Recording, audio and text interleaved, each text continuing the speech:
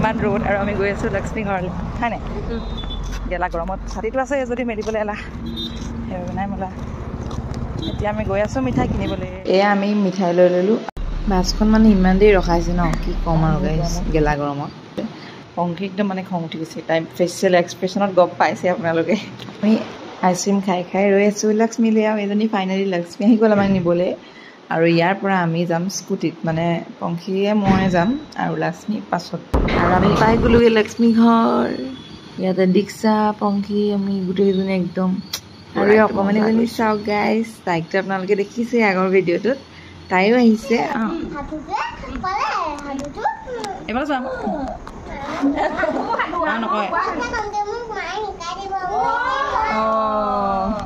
তাই হেনো ঘৰতে ক'বগৈ বোলে ঘৰত মাকে শিকাই দিব তেতিয়াহে বোলে তাই ক'বগৈ ইমান কিউট আমাৰ একচুৱেলি গোটেই টাইমখিনি তাইৰ লগতে পাৰ হ'ল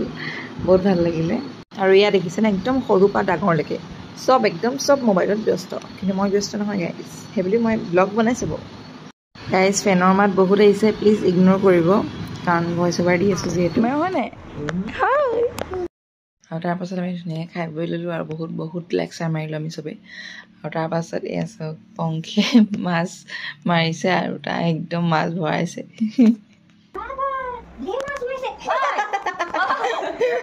আৰু আমাৰ বাইদেউ মানে লক্ষ্মী ভনীয়েক হেনো ৰাধা বনে সেইটো কাৰণে তাই পূৰা একদম মেকআপ কৰি আছে পংখী বাইদেউ একদম প্ৰফেচনেল মেকআপ আৰ্টিষ্ট মেকআপ কৰিছে ধুনীয়াকৈ ৰাধা তাৰপাছত মই অলপ বেডমিণ্টন খেলি ল'লোঁ আৰু বহুত দিন বেডমিণ্টন খেলাও নাই সেইকাৰণে অলপ খেলিলোঁ সুমনৰ লগত তাৰপাছত আমি সকলোৱে চাহ খাই এনেকৈ ঘৰলৈ যাবলৈ আমি ৰেডি আৰু তুমি সহায় কৰিছা চাহ বনাবলৈ মই চাহত সহায় কৰিছোঁ তুমি বনাইছা চাহ নিজে হয় নাই চাহপাতটো কিনা আৰু হাই কৈ দিয়া হাই